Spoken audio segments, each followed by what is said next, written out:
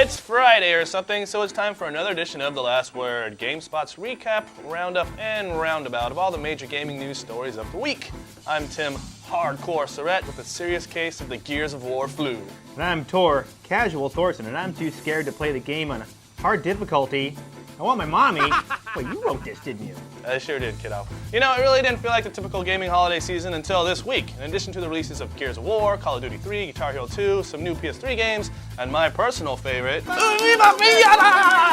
there was also a ton of industry news. This week, Microsoft took the whole "our console is a multimedia machine" thing to the next level. The self-described software-centric company announced that it was bringing on-demand movies and TV shows to the Xbox 360. Microsoft has partnered with studios CBS, Paramount Pictures, Warner Brothers Home Entertainment, MTV, with its subdivisions Comedy Central, Adult Swim, and Nickelodeon, and the Ultimate Fighting Championship League. Beginning November 22nd, 360 owners will be able to download videos such as Star Trek, Robot Chicken, and Jackass the Movie. TV programs will be buy to own, and movies will be temporary rentals.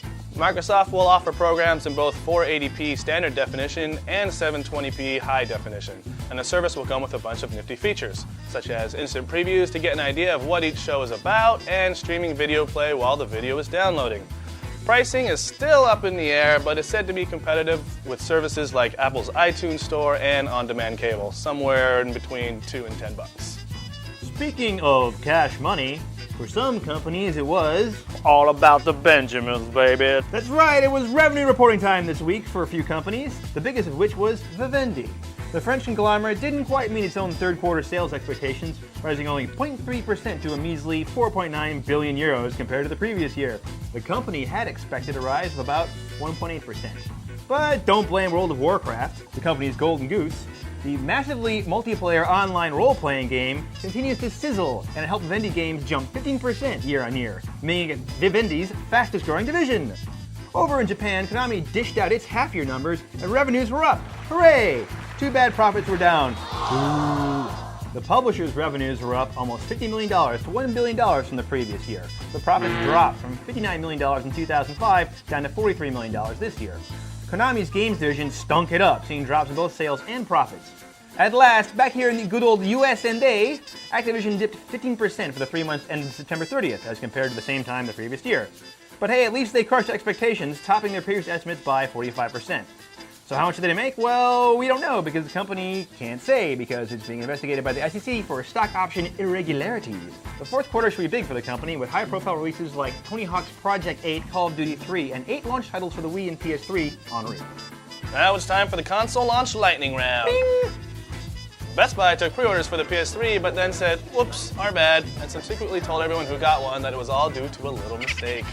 All you viewers in the UK feeling dissed by Sony for the PS3 delay in Europe can roll the dice and call a 0906 number, the UK equivalent to a 1-900 number, that claims to be able to deliver American or Japanese PS3s, with the appropriate regional cables, all in time for Christmas. Sounds sketchy? Well, the $14 charge callers will find on their phone bill just for calling does too.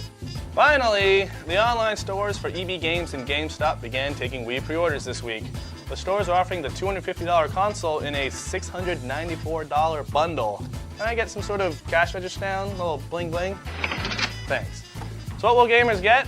The Wii, with all its packaged goodies, a 1GB memory card, an extra Wiimote, a 12-month product replacement plan, and 6 games. Madden, Zelda, Trauma Center, Red Steel, Marvel Ultimate Alliance, and Super Monkey Ball Banana Blitz. The bundle is extremely limited, so if this is the first time you're hearing about it, you are probably too late. Hey Tim, remember that news about on-demand programming coming to the Xbox 360 you talked about a few minutes ago? No. The self-described software-centric company announced that it was bringing on-demand movies and TV shows to the Xbox 360.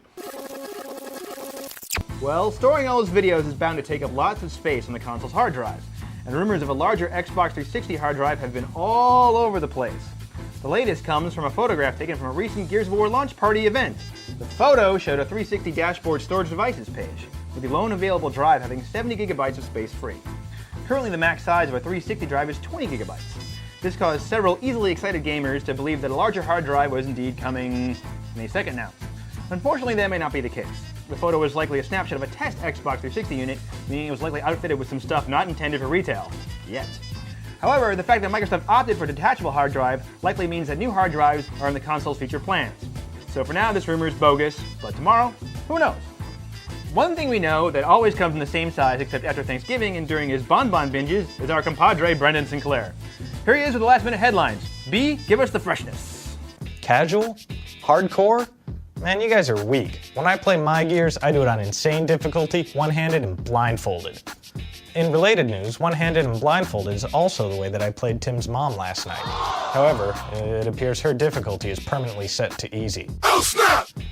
Now, in actual game news, the industry tracking NPD Group released their October sales figures for the US market. And while the numbers were up across the board, they weren't as much as people had expected.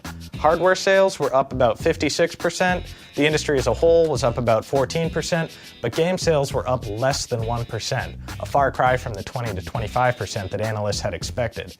Now, one of the reasons for this is that the average selling price of games has gone down, even though the actual number of games being sold has gone up. That's partly due to the PlayStation 2 games generally releasing for $40 instead of $50, and increased sales of portable games, which retail for much lower anyways. Finally, the PlayStation 3 arrived in Japanese stores this week with a truncated lineup of games, including Resistance: Fall of Man, Genji: Days of the Blade, Ridge Racer 7, Sega Golf Club, and Gundam Crossfire.